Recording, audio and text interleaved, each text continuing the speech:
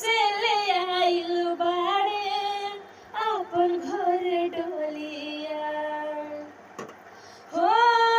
बड़ा निक लागेला बलम जी के बोलिया जब से ले आइल बाड़े अपन घर डोलिया बन के हमारा जिंदगी में आइल हजर बाड़े असमर न गोर बाड़े हो थोड़े छोरहर पातर मोट थोड़ बाड़े